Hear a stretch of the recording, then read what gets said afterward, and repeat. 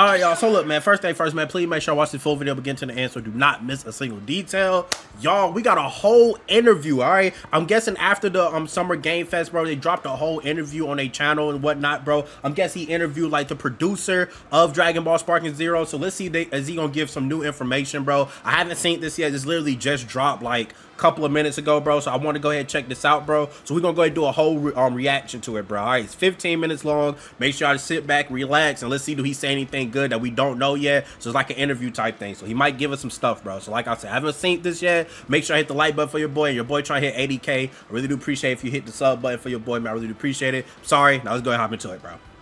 Time tomorrow, I'm joined by Kurt, but more excitingly, we're here with Jun and Junko. Jun, you're the producer on Dragon Ball Sparking Zero, and you are our lovely translator for this. Thank you for joining us, and thank you for bringing Dragon Ball to show off to us. I'm a huge Dragon Ball fan, so this is very exciting for me. I'm a huge Dragon Ball player as well, and it's returning to a format that I really love. So can you tell us a little bit about going back to this kind of like 3D fighting game approach? What was the kind of thinking with that? 系のゲームで行ったドラゴンボール大ファンなので、で今回スパークルゼロは So it's like she translating to him or something? なんでこのバトル系になったんでしょうか。今回のスパークル We know the question, Mike. I'm not about to sit here and role play. キングゼロは実は武道会天下一シリーズという名前でこれまでアメリカで出させていただいているゲームになっていまして、それのシリーズ作品になってます。で過去も3D での対戦格闘ゲームだったので、今回も対戦3D で I know they gotta have an English translator, right? Yeah, so this is part of the Budokai Tenkaichi series, and in the past, you know, we actually wanted to honor that 3D battling that was already part of the series. So that's why we're in 3D battles. It's been so long since we've had this style of Dragon Ball fighting game. We've had so many other Dragon Ball fighting games since then. Like why now? Like why is this moment to kind of bring this back and like attempt this gameplay? And has there been? Are you staying close to it, to the original format, or how are you changing it now? Okay, that's a good question. Skip ahead and straight to it. これぐらい結構ていた作品でも非常にあるんですけれども、その方が同じく踏襲させて、as we mentioned last, 近い感覚できっとプレイいただけるというふうには思っています。Yeah, so you know, as we mentioned the last time, the part of the series is out is about 17 years ago, and during that time there were so many fans. So we're really focused on making sure those fans are satisfied with the series of battles you can play in Sparking Zero.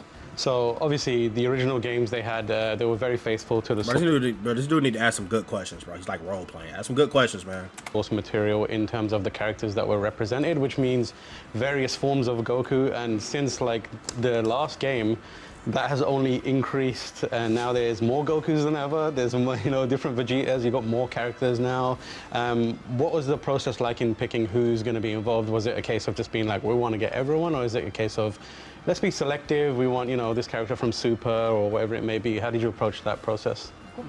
That's a good question. 特に悟空なんかもすレベルあるのでどうそうですね。今回作中の中で、シリーズのだけでもトークですかね。慣れているのでより遊びやすかったりっていう。So of course we did choose all the characters centered around the classics, of course, and there's also characters from Dragon Ball Super, and I feel, or we felt that the fans from Budokai Tenkaichi 3, they'll remember, being able to play Goku in his like earlier stage, mid stage, late stage in his story, and I'm hoping that those fans will really get nostalgic about BT3 when they played that. So that's kind of very fan-centered thinking when we were choosing characters. Yeah. How are you approaching kind of like, obviously, the heart of these games is always like fighting with your friends and that kind of stuff. But for some people, they love the kind of like the story mode, arcade stuff, that kind of thing. How are you approaching that element of it? Obviously, fighting games aren't traditionally super heavy on story, but more recently they have been, and Dragon Ball has a rich history of narrative. How are you approaching that element of it? 今回ドラゴンボールっていうのはソードバトルというモードが占めるモードに多いキャラクターラディッツが襲来するいます。なので基本的には Yeah, so currently, when it comes to that narrative aspect, you can experience that through episode battles mode, and that actually makes you immersed in those iconic battles from the series. And characters such as Goku, like I had mentioned, has a lot of content when it comes to Goku.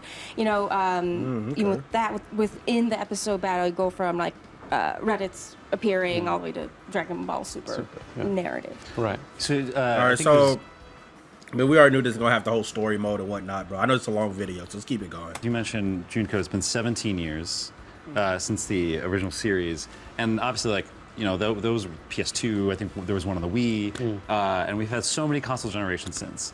And like being able to, like, right now we're seeing on the screen like a full city battle, and I kind of want to know, like, you know, were there very specific episodes I'm sure you're taking inspiration from, but where is, you know, like, how are you using like new technology, a new way to like try and show the scope and power of a fight in Dragon Ball that maybe like the 2D games don't do quite as well, or do in their own way?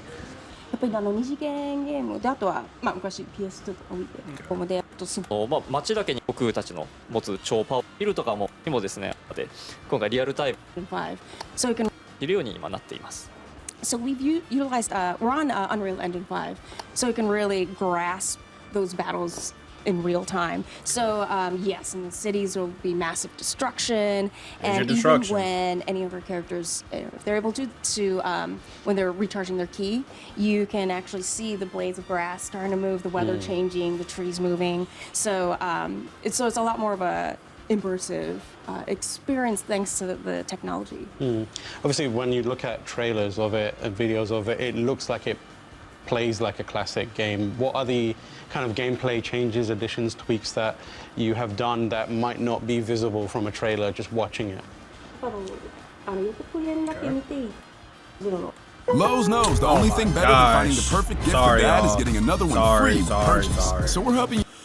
実は 3D 対戦3次元的で縦横無尽に操作しながら生み出すことができる、そういう武道回転化シリーズ。Especially great about Sparking Zero is that you're, you know, it is, like we mentioned, 3D battle, and the fact that you can control all their movements and how, you know, they're super fast speed, and you can actually control all that and experience it. So I think that's one of the things that's really exciting about it. Yeah. As a huge fan, obviously the voices of these characters are very, very important. What's kind of been the system and approach in bringing those voices back? Are you kind of taking previously recorded stuff and reusing it? That's a good question. Might sound bad, but as someone who loves Dragon Ball, sounds perfect to me. I want to hear him say Kamehameha exactly how I remember it, but what's the approach for audio and that kind of stuff? That's a good question. Let's see what he says to that.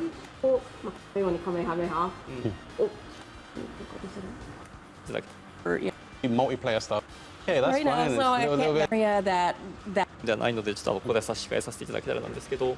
Yeah, actually, that's an area that is a bit out of scope for Oh, okay, that's right fine. Now, so it's a little bit secret. I'm excited to see it. Yeah. In terms of the multiplayer stuff, we have the classic battles. What are the other kind of formats that are going to be available in terms of the combat stuff beyond just the one-on-one fight? Usually, you have a little extra flavor in there as well. バトルのバトルなおその1対1プレイヤー最大5人までメンバー。So at the core of it is player versus player, but then you can also create teams, a maximum of 5 players, and battle out that way. Yeah, that sounds like you can recreate classic moments, I guess. Yeah. Can you talk a little bit about the online component, because obviously the previous game in the series or spiritual successors, predecessors, didn't have much of an online component. Can you talk a little bit about how online is implemented? Is it going to be, available, or how are you working with that?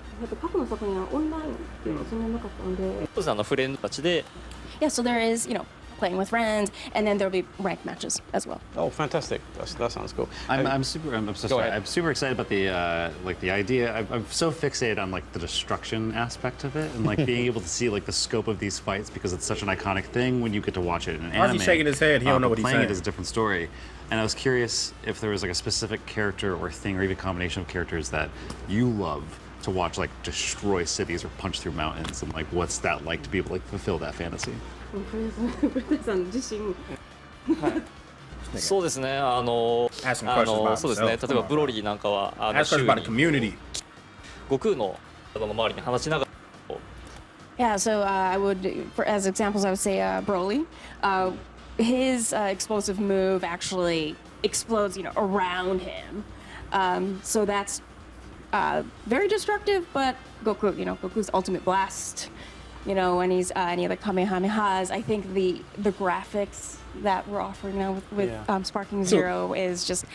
It just will feel so much better to really feel that all that power. On the flip side, how do you approach characters that don't have that much destructive power and continue to make them fun and interesting? Everyone loves to make fun of him, but some people still love Yamcha, but he doesn't quite have the destructive power of other characters. So how do you approach kind of ensuring that if you decided you want to play Yamcha, it's still fun and there's a lot to see and feel with him?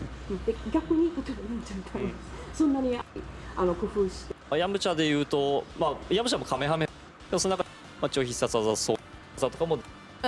Even Yamcha, he still can do Kamehameha. A little bit. So he still has, he still has, he can still do that. But a lot of close combats. He has very specific moves that